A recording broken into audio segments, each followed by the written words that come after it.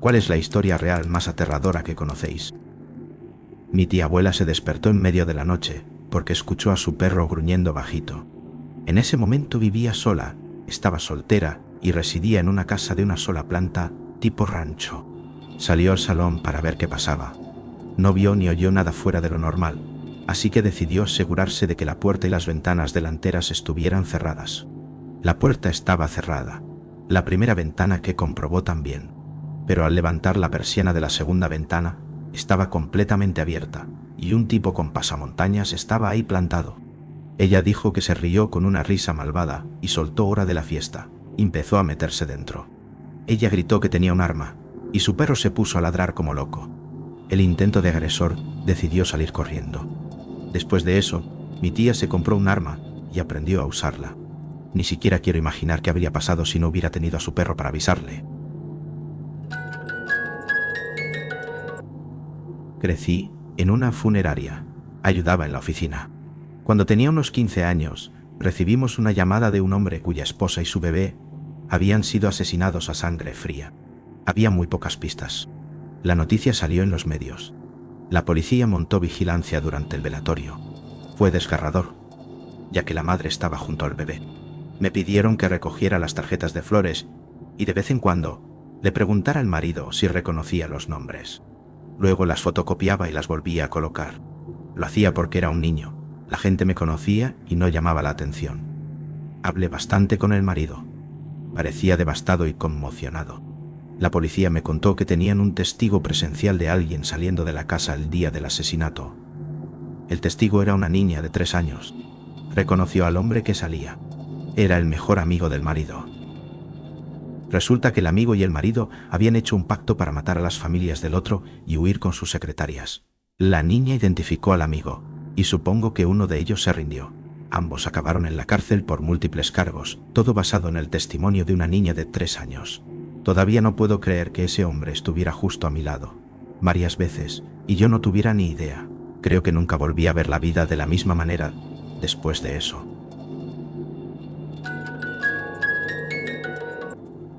James Bulger tenía solo 2 años y estaba con su madre haciendo unos recados. Ella soltó su mano para pagar en la caja y él se alejó. 2 niños de 10 años lo vieron, lo atrajeron hacia ellos, lo tomaron de las manos y se lo llevaron. Lo llevaron a un lugar apartado, empujándolo y pateándolo todo el tiempo. Algunas personas vieron a los 2 niños con el pequeño llorando, pero ellos mintieron diciendo que era su hermano y nadie intervino más. Lo llevaron a un sitio aislado y lo interrogaron de forma extrema. No quiero entrar en detalles porque es demasiado terrible.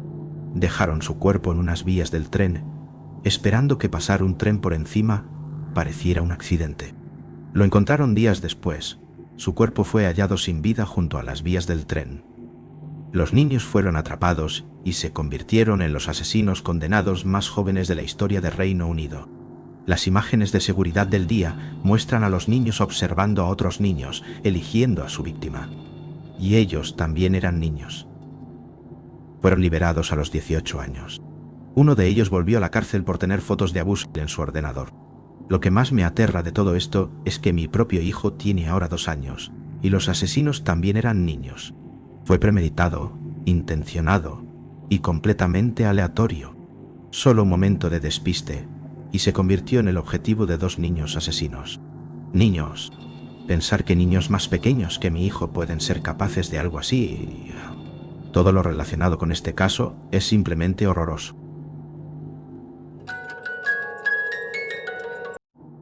No sé si es una historia de miedo, pero cuando era pequeño mi hermano gemelo y yo ayudábamos a un amigo a repartir los periódicos. Un verano empezamos a notar un olor horrible que venía de una de las casas. Al principio no le dimos importancia, pero 3 días después el olor llegaba hasta el camino de entrada. Fuimos a la puerta trasera, donde él normalmente dejaba el periódico, y vimos que estaba abierta. Entramos a la casa y encontramos al dueño muerto. Había muerto de un infarto y su cuerpo fue hallado en condiciones muy difíciles. Mi padre trabajó en una morgue mientras estudiaba en los años 60. Una vez en el turno de noche, estaba formando a un nuevo empleado que estaba llevando un cadáver por el pasillo. El cuerpo estaba cubierto con una sábana, pero de repente empezó a sentarse. El chico se asustó muchísimo, salió corriendo por la puerta y se dio de baja. Al parecer, un cadáver puede tener movimientos póstumos que pueden parecer inesperados. Cosas que uno aprende, supongo. La historia real más terrorífica que conozco es la mía. Crecí con un padre muy enfermo mentalmente y abusivo. El verano que yo tenía 16 años y mi hermano pequeño 13, nuestro padre le disparó gravemente a mi hermano en el sótano de casa. Por suerte, la bala falló por 2 pulgadas su corazón y mi hermano sigue vivo hoy en día. Esa misma tarde llegué a casa y encontré a mi madrastra limpiando la sangre del suelo de azulejos, como si no pasara nada. Fue lo más aterrador y surrealista que he vivido jamás. Uno pensaría que un intento de asesinato sería motivo suficiente para quitar la custodia, pero la policía lo consideró un accidente y mi hermano y yo teníamos tanto miedo de nuestro padre que no dijimos nada distinto. Con 18 y 15 años respectivamente, mi hermano y yo hicimos las maletas y nos fuimos del estado para no volver a hablar nunca más con nuestro padre. Hasta hoy, todavía le salen pequeños fragmentos de metralla en el pecho a mi hermano.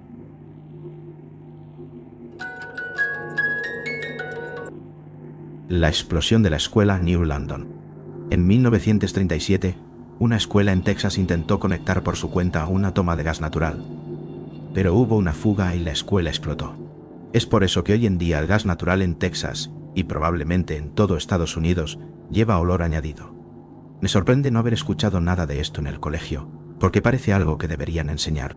Leí varias historias de supervivientes y tuve auténticas pesadillas. Fue horrible. 3 me impactaron especialmente. Una era una niña de unos 8 años que vio a su mejor amiga y compañera de juegos con el cuerpo completamente aplastado por el hormigón, solo con los hombros y la cabeza afuera. Aún tenía una piruleta en la boca, como si no supiera lo que había pasado. Otra historia era la de un chico de unos 16 años que ayudaba a desenterrar gente y sacarles de los escombros. Vio a un padre llorando desconsoladamente mientras sostenía a su hija, cuyo cráneo estaba abierto por detrás y graves heridas visibles junto a ella. La última era una niña de unos 9 años que fue a buscar a su madre tras la explosión. Estaba teniendo lugar una reunión de la asociación de padres, así que había muchos allí. Su madre estaba histérica buscándola, pero ni siquiera la reconoció. La niña se acercó y la llamó, pero la madre solo repetía: «Tú no eres mi hija». Estaba tan cubierta de sangre, ceniza y lágrimas que ni siquiera su propia madre pudo reconocerla. Fue algo verdaderamente horrible.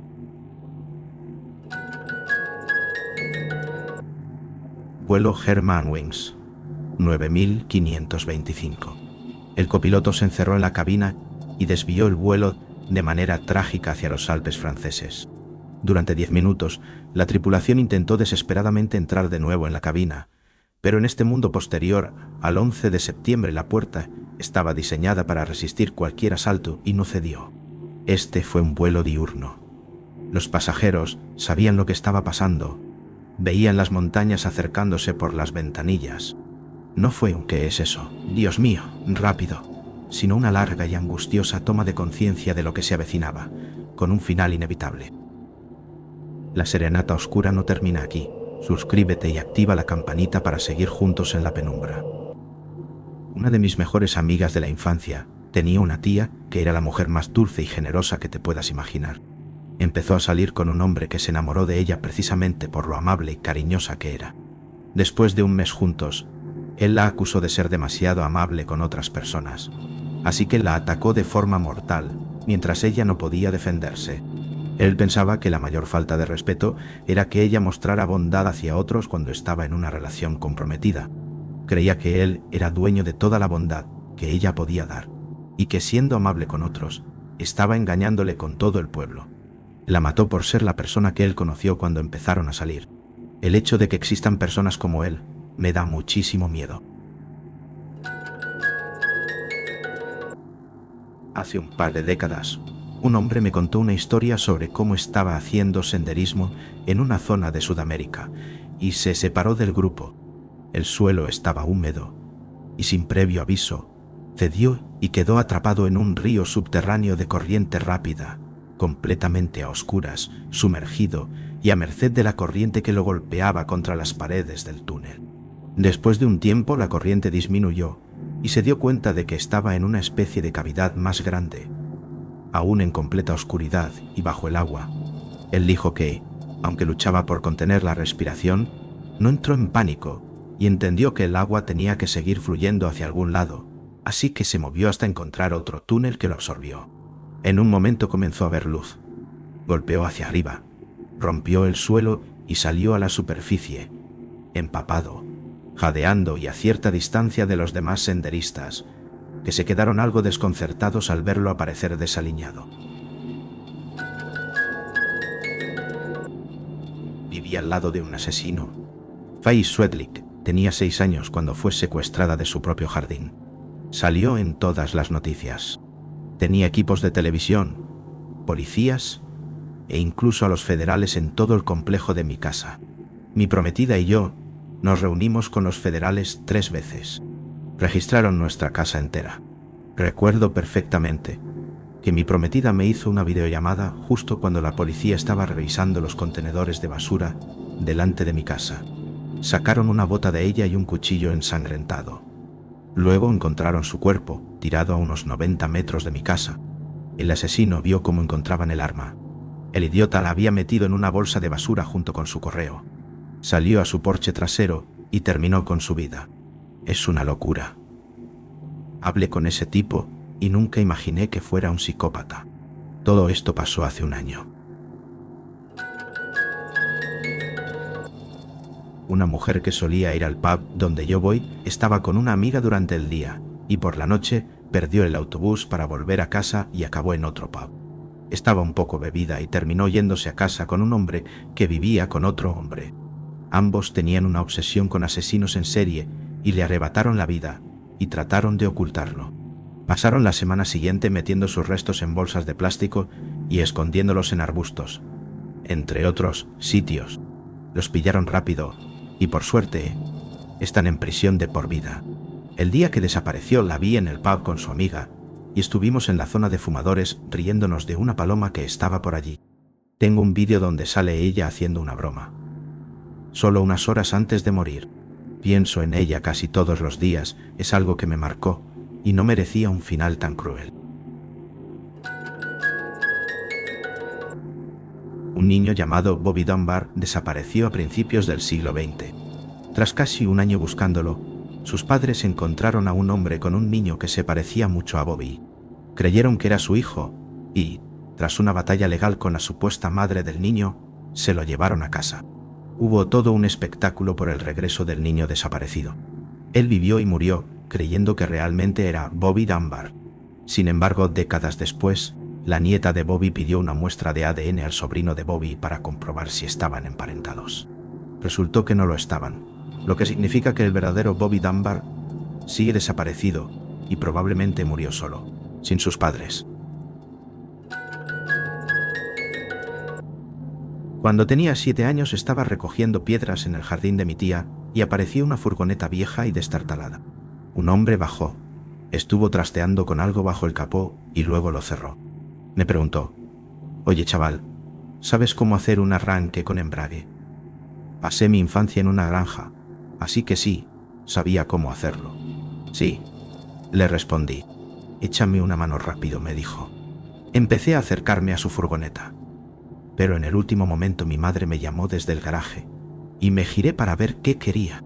Escuché la puerta cerrarse, el motor arrancar y él se fue.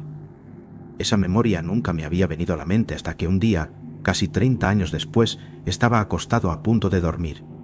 Y de repente volvió y me di cuenta. Ese tipo intentaba secuestrarme. Pero qué narices, qué bala esquivé. ¿A ti te ha pasado alguna vez que recuerdas algo y te asustas? No miedo normal, miedo real por el recuerdo. Estuve temblando, al menos media hora. Pensar en eso todavía me pone los pelos de punta.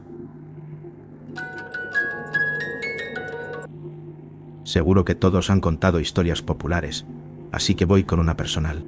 Crecí en un rancho, criando ganado grande y aves de corral. Durante el invierno comprábamos heno a un vecino y lo almacenábamos en el granero. unas 80 toneladas aproximadamente. Un verano recibimos una llamada de la mujer del hombre, que nos vendía el heno, histérica, diciendo que teníamos que buscar otro proveedor, porque su marido había sido aplastado por la empacadora. No eran pacas pequeñas, sino de media tonelada. Ella nos contó que la empacadora había atrapado cuerda bajo la mesa inclinable que desliza las pacas completas. Él se bajó del tractor. Se metió por debajo de la mesa para sacar la cuerda, como seguramente había hecho muchas veces antes, pero la mesa se desplomó hacia atrás con una paca casi completa encima. Lo aplastó de las caderas hacia arriba. Mi madre tuvo pesadillas durante meses, pensando en que mi padre podía morir de la misma forma. Mi abuelo materno, en tiempos antes de que hubiera agua caliente al alcance del grifo, ponía una olla grande a hervir antes de irse a trabajar para que su mujer y sus hijos pudieran bañarse. La olla se desbordó y apagó la llama, y cuando él volvió los encontró muertos por intoxicación de monóxido de carbono. Mi madre era hija de su segundo matrimonio.